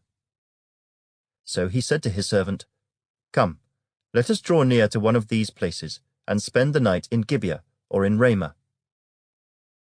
And they passed by and went their way. And the sun went down on them near Gibeah, which belongs to Benjamin. They turned aside there to go in to lodge in Gibeah. And when he went in, he sat down in the open square of the city, for no one would take them into his house to spend the night. Just then an old man came in from his work in the field at evening, who was also from the mountains of Ephraim. He was staying in Gibeah, whereas the men of the place were Benjamites. And when he raised his eyes, he saw the traveller in the open square of the city. And the old man said, "Where are you going, and where do you come from?" So he said to him, "We are passing from Bethlehem in Judah toward the remote mountains of Ephraim. I am from there. I went to Bethlehem in Judah. Now I am going to the house of the Lord. But there is no one who will take me into his house, although we have both straw and fodder for our donkeys, and bread and wine for myself, for your female servant, and for the young man who is with your servant. There is no lack of anything." And the old man said, "Peace be with you. However, let all your needs be my responsibility. Only do not spend the night in the open square." So he brought him into his house and gave fodder to the donkeys. And they washed their feet and ate and drank. As they were enjoying themselves, suddenly certain men of the city, perverted men, surrounded the house and beat on the door. They spoke to the master of the house, the old man, saying, "Bring out the man who came to your house, that we may know him carnally." But the man, the master of the house, went out to them and said to them, "No, my brethren, I beg you, do not act so wickedly. Seeing this man has come into my house, do not commit this outrage. Look, here is my virgin daughter, and the man's concubine. Let me bring them out now. Humble them, and do with them as you please, but to this man do not do such a vile thing." But the men would not heed him. So the man took his concubine and brought her out to them. And they knew her, and abused her all night until morning. And when the day began to break, they let her go. Then the woman came as the day was dawning, and fell down at the door of the man's house, where her master was, till it was light. When her master arose in the morning, and opened the doors of the house, and went out to go his way, there was his concubine, fallen at the door of the house, with her hands on the threshold. And he said to her, "Get up, and let us be going." But there was no answer. So the man lifted her onto the donkey, and the man got up and went to his place. When he entered his house, he took a knife, laid hold of his concubine, and divided her into 12 pieces, limb by limb, and sent her throughout all the territory of Israel. And so it was that all who saw it said, "No such deed has been done or seen from the day that the children of Israel came up from the land of Egypt until this day. Consider it, confer, and speak up." Chapter 20. So all the children of Israel came out, from Dan to Beersheba, as well as from the land of Gilead, and the congregation gathered together as one man before the Lord at Mizpah. And the leaders of all the people, all the tribes of Israel, presented themselves in the assembly of the people of God, 400,000 foot soldiers who drew the sword. Now the children of Benjamin heard that the children of Israel had gone up to Mizpah. Then the children of Israel said, "Tell us, how did this wicked deed happen?" So the Levite, the husband of the woman who was murdered, answered and said, "My concubine and I went into Gibeah, which belongs to Benjamin, to spend the night. And the men of Gibeah rose against me, and surrounded the house at night because of me. They intended to kill me, but instead they ravished my concubine so that she died. So I took hold of my concubine, cut her in pieces, and sent her throughout all the territory of the inheritance of Israel, because they committed lewdness and outrage in Israel. Look, all of you are children of Israel. Give your advice and counsel here and now." So all the people arose as one man, saying, "None of us will go to his tent, nor will any turn back to his house. But now this is the thing which we will do to Gibeah. We will go up against it by lot. We will take 10 men out of every 100 throughout all the tribes of Israel, 100 out of every 1,000, and 1,000 out of every 10,000, to make provisions for the people, that when they come to Gibeah in Benjamin, they may repay all the vileness that they have done in Israel." So all the men of Israel were gathered against the city, united together as one man. Then the tribes of Israel sent men through all the tribe of Benjamin, saying, "What is this wickedness that has occurred among you? Now therefore deliver up the men, the perverted men who are in Gibeah, that we may put them to death and remove the evil from Israel." But the children of Benjamin would not listen to the voice of their brethren, the children of Israel. Instead, the children of Benjamin gathered together from their cities to Gibeah to go to battle against the children of Israel. And from their cities at that time, the children of Benjamin numbered 26,000 men who drew the sword, besides the inhabitants of Gibeah, who numbered 700 select men. Among all this people were 700 select men who were left-handed. Every one could sling a stone at a hair's breadth and not miss. Now besides Benjamin, the men of Israel numbered 400,000 men who drew the sword. All of these were men of war. Then the children of Israel arose and went up to the house of God to inquire of God. They said, "Which of us shall go up first to battle against the children of Benjamin?" The Lord said, "Judah first." So the children of Israel rose in the morning and encamped against Gibeah. And the men of Israel went out to battle against Benjamin, and the men of Israel put themselves in battle array to fight against them at Gibeah. Then the children of Benjamin came out of Gibeah, and on that day cut down to the ground 22,000 men of the Israelites. And the people, that is, the men of Israel, encouraged themselves, and again formed the battle line at the place where they had put themselves in array on the first day. Then the children of Israel went up and wept before the Lord until evening, and asked counsel of the Lord, saying, "Shall I again draw near for battle against the children of my brother Benjamin?" And the Lord said, "Go up against him." So the children of Israel approached the children of Benjamin on the second day. And Benjamin went out against them from Gibeah on the second day, and cut down to the ground 18,000 more of the children of Israel, all these drew the sword. Then all the children of Israel, that is, all the people, went up and came to the house of God and wept. They sat there before the Lord, and fasted that day until evening. And they offered burnt offerings and peace offerings before the Lord. So the children of Israel inquired of the Lord.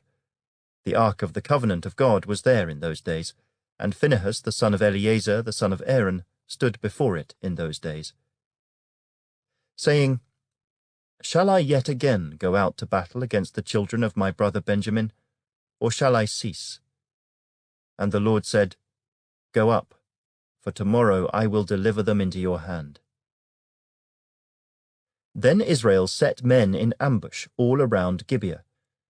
And the children of Israel went up against the children of Benjamin on the third day, and put themselves in battle array against Gibeah, as at the other times. So the children of Benjamin went out against the people, and were drawn away from the city. They began to strike down and kill some of the people, as at the other times, in the highways, one of which goes up to Bethel and the other to Gibeah, and in the field, about 30 men of Israel. And the children of Benjamin said, They are defeated before us, as at first. But the children of Israel said, Let us flee and draw them away from the city to the highways. So all the men of Israel rose from their place, and put themselves in battle array at Baal-Tamar. Then Israel's men in ambush burst forth from their position in the plain of Geba. And 10,000 select men from all Israel came against Gibeah, and the battle was fierce. But the Benjamites did not know that disaster was upon them. The Lord defeated Benjamin before Israel, and the children of Israel destroyed that day 25,100 Benjamites. All these drew the sword. So the children of Benjamin saw that they were defeated. The men of Israel had given ground to the Benjamites, because they relied on the men in ambush whom they had set against Gibeah. And the men in ambush quickly rushed upon Gibeah. The men in ambush spread out and struck the whole city with the edge of the sword. Now the appointed signal between the men of Israel and the men in ambush was that they would make a great cloud of smoke rise up from the city, whereupon the men of Israel would turn in battle. Now Benjamin had begun to strike and kill about 30 of the men of Israel. For they said, Surely they are defeated before us, as in the first battle. But when the cloud began to rise from the city in a column of smoke, the Benjamites looked behind them, and there was the whole city going up in smoke to heaven. And when the men of Israel turned back, the men of Benjamin panicked, for they saw that disaster had come upon them. Therefore they turned their backs before the men of Israel in the direction of the wilderness. But the battle overtook them, and whoever came out of the cities they destroyed in their midst. They surrounded the Benjamites, chased them, and easily trampled them down, as far as the front of Gibeah toward the east. And 18,000 men of Benjamin fell. All these were men of valor. Then they turned and fled toward the wilderness to the rock of Rimmon, and they cut down 5,000 of them on the highways. Then they pursued them relentlessly up to Gidom, and killed 2,000 of them. So all who fell of Benjamin that day were 25,000 men who drew the sword. All these were men of valor. But 600 men turned and fled toward the wilderness to the rock of Rimmon, and they stayed at the rock of Rimmon for 4 months. And the men of Israel turned back against the children of Benjamin, and struck them down with the edge of the sword, from every city, men and beasts, all who were found. They also set fire to all the cities they came to. Chapter 21. Now the men of Israel had sworn an oath at Mizpah, saying, None of us shall give his daughter to Benjamin as a wife. Then the people came to the house of God, and remained there before God till evening. They lifted up their voices and wept bitterly and said, O Lord God of Israel, why has this come to pass in Israel, that today there should be one tribe missing in Israel? So it was on the next morning that the people rose early and built an altar there, and offered burnt offerings and peace offerings. The children of Israel said, Who is there among all the tribes of Israel who did not come up with the assembly to the Lord? For they had made a great oath concerning anyone who had not come up to the Lord at Mizpah, saying, He shall surely be put to death. And the children of Israel grieved for Benjamin their brother, and said, One tribe is cut off from Israel today. What shall we do for wives for those who remain, seeing we have sworn by the Lord that we will not give them our daughters as wives? And they said, What one is there from the tribes of Israel who did not come up to Mizpah to the Lord? And, in fact, no one had come up to the camp from Jabesh-Gilead to the assembly. For when the people were counted, indeed, not one of the inhabitants of Jabesh-Gilead was there. So the congregation sent out there 12,000 of their most valiant men, and commanded them, saying, Go and strike the inhabitants of Jabesh-Gilead with the edge of the sword, including the women and children. And this is the thing that you shall do. You shall utterly destroy every male, and every woman who has known a man intimately. So they found among the inhabitants of Jabesh-Gilead 400 young virgins who had not known a man intimately. And they brought them to the camp at Shiloh, which is in the land of Canaan. Then the whole congregation sent word to the children of Benjamin, who were at the rock of Rimmon, and announced peace to them. So Benjamin came back at that time, and they gave them the women whom they had saved alive of the women of Jabesh-Gilead. And yet they had not found enough for them. And the people grieved for Benjamin, because the Lord had made a void in the tribes of Israel. Then the elders of the congregation said, What shall we do for wives for those who remain, since the women of Benjamin have been destroyed?